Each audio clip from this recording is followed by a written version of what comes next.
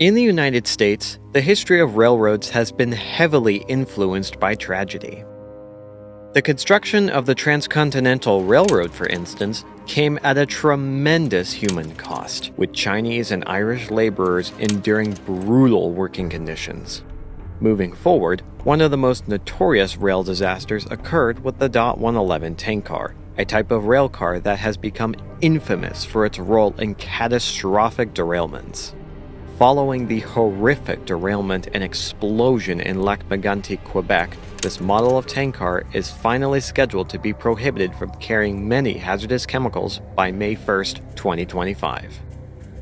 In aviation, there's a term called tombstone technology, which refers to new technologies or regulations that are only introduced after disaster strikes.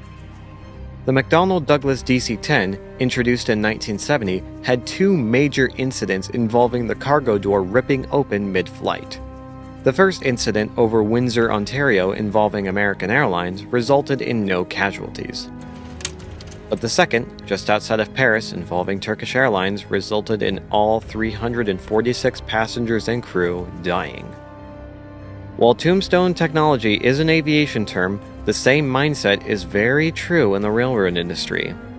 Tragic accidents have often catalyzed significant safety reforms in the industry.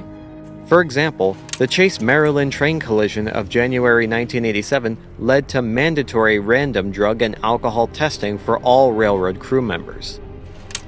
California's deadliest head-on rail accident, the Chatsworth collision, began the positive train control era, introducing new technologies to automatically prevent certain types of accidents.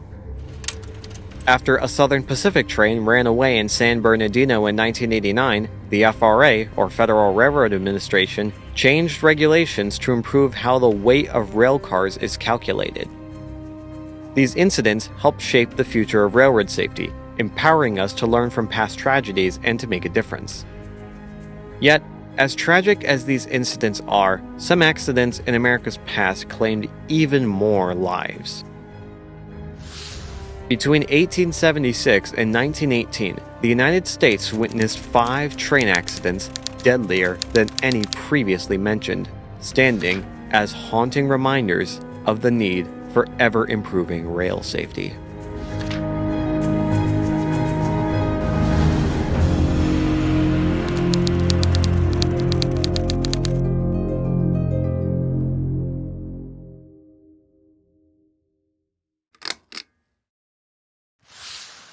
Number 5. The Ashtabula River Bridge Collapse. Railroad bridges were almost universally constructed using wood during the industry's early days. While wood was cheap and easy to assemble, it had its issues. As railroads continued to build, more steel and concrete construction was seen. The Lake Shore and Michigan Southern Railway constructed an iron truss bridge in Ashtabula, Ohio.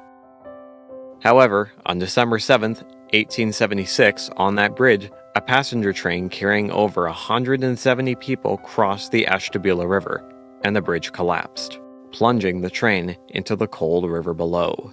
The passenger cars had oil lamps inside, and the resulting crash set the cars ablaze.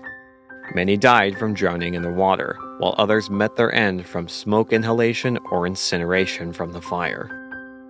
Since the Interstate Commerce Commission had not yet been established, a coroner's jury was established to investigate the cause of the collapse. In the end, it was attributed to a combination of factors.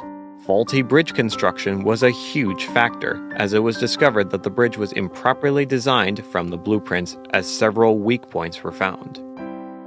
The bridge's inadequate maintenance was also a huge factor, as the odds of the bridge falling due to poor maintenance increased dramatically in combination with the final factor: heavy snowfall. A powerful blizzard had hit Ohio, Pennsylvania, and New York 2 days earlier. More than 20 inches of snow had already fallen, with winds reaching an unbelievable 54 miles per hour at their peak. The snowdrifts on the railroad tracks were as high as 6 feet, or 1.8 meters, deep in certain places. However, the final fatality of this accident was the chief engineer of the Lakeshore and Michigan Southern Railway. Shortly after testifying before the coroner's jury, Charles Collins was found dead in his bedroom. Although today's consensus is that Collins killed himself out of guilt since he helped design the bridge, the official police report at the time stated that he was murdered, but no investigation ever took place. With a final tally of 92 deaths, it earns the Ashtabula River Bridge collapse a number 5 spot on this list, making this disaster the deadliest in the Midwest.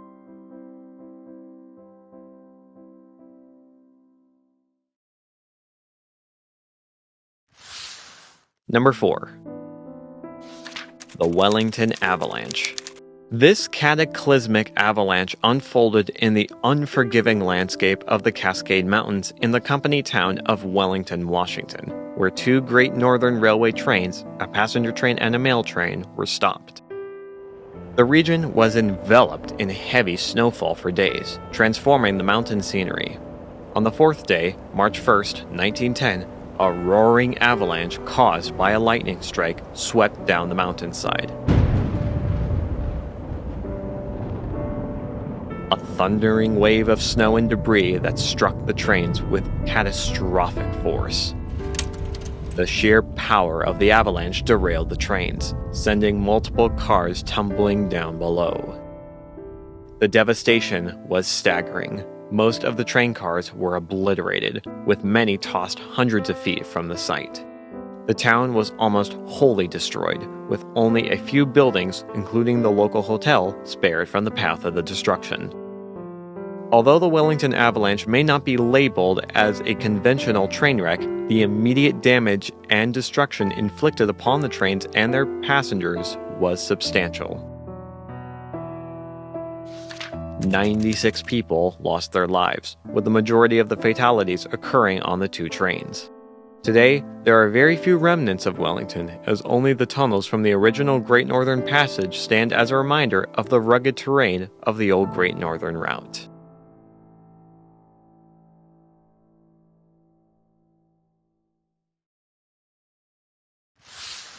Number 3. The Melbourne Street Wreck. This is the only accident on this list to occur in the depths of a subway system. Just before 7 p.m. on November 1st, 1918, in Brooklyn, New York, a Brooklyn Rapid Transit subway on the Brighton Beach Line derailed due to excessive speed, crashing into a concrete wall. The 5-car wooden subway, carrying hundreds of passengers, traveled excessively sharp through a sharp curve near Prospect Park. The curve was designed for trains traveling at 6 miles per hour. However, this subway was going over 30 miles per hour when it derailed. Many of the cars crashed into each other, splintering and jackknifing into each other. A grand jury in New York investigated the cause of the accident, and several factors arose. First, the train was operated by a young driver with little experience. This was due to a strike by the Brotherhood of Locomotive Engineers.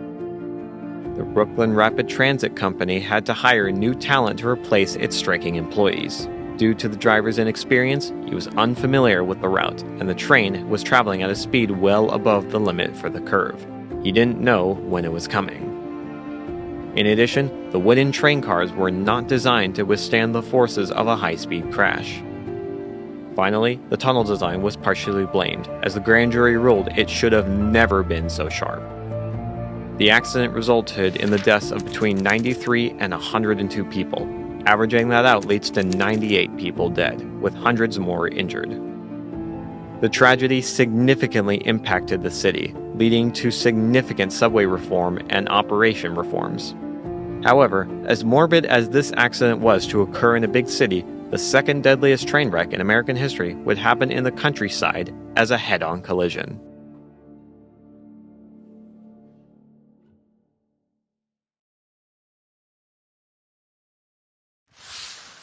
Number 2. The Great Train Wreck of 1918. It earned its morbid title for a reason. The wreck occurred just outside of Nashville, Tennessee on the Nashville, Chattanooga, and St. Louis Railway on July 9, 1918, at a single-track line called Dutchman's Curve, approximately 5 miles west of the city. The cause of the accident was a combination of human error and lax operating procedures.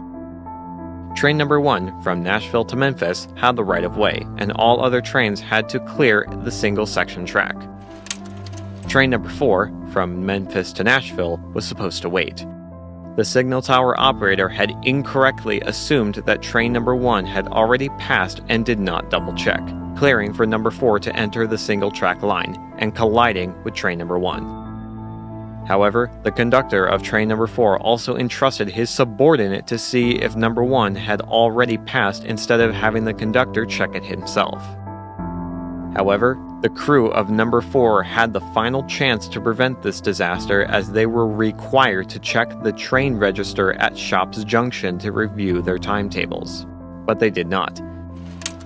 The accident also accelerated the end of wooden passenger cars, as the design made them very weak in the event of an accident. While wooden passenger cars were last mass-produced in the early 1910s, this horrific tragedy accelerated their retirement. The Interstate Commerce Commission harshly criticized the railroad, strongly suggesting more vocal safety standards. The collision resulted in the deaths of 101 people and injured an additional 171. It may seem like the Great Train Wreck of 1918 should be the deadliest in American history. However, there was one accident that tops that.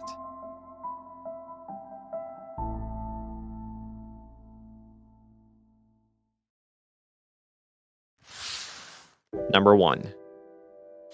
The Eden Train Wreck. Despite the name of the Great Train Wreck of 1918 in Nashville, this accident, coming from a neighborhood of Pueblo, Colorado, tops the list for the highest death count and highest number of missing people for a train wreck in U.S. history. On August 7, 1904, a Missouri Pacific passenger train named the Flyer gathered passengers in Denver, Colorado, bound for St. Louis, Missouri. There had been many thunderstorms around Pueblo, and before the train left Denver, the engineer was warned of thunderstorms and potential rain as the train embarked east. By the time darkness had set, the Fountain Creek was a raging, rushing river, and while the train was crossing the creek, the bridge gave out after a wave crashed over it, and much of the train fell into Fountain Creek, washing the cars and passengers away downstream toward the Arkansas River. Some did escape the river, a few remained on the train, as a single Pullman car was left on the bridge, but most drowned in the creek. When all was said and done, 97 people were dead, and critically, 22 were missing, bringing the fatality count to 119 victims. The investigation was relatively open and shut, as a flash flood caused the train to be at the wrong place at the wrong time, and one big wave made the whole bridge come down. Recommendations were made to strengthen the Fountain Creek Bridge. In addition, crew members of the railroad were also told to be more vocal about flash flood warnings. But those recommendations came after 119 people lost their lives, making the Eden Train Wreck of Pueblo, Colorado, the deadliest train wreck in American history.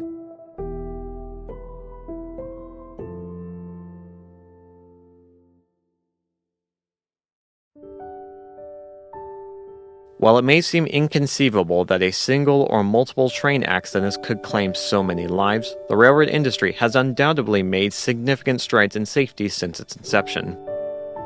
Amtrak's worst accident, the Big Bayou wreck of 1993 near Mobile, Alabama, resulted in the tragic loss of 47 lives. This figure, while substantial, is significantly lower than the devastating toll of the Eden train wreck. The stark contrast between these events highlights the substantial progress made in railroad safety over the past century. Technological advancements, improved operating procedures, and enhanced infrastructure have all significantly reduced the likelihood of catastrophic accidents. While there is always room for improvement, the industry's changes in safety have undoubtedly saved countless lives.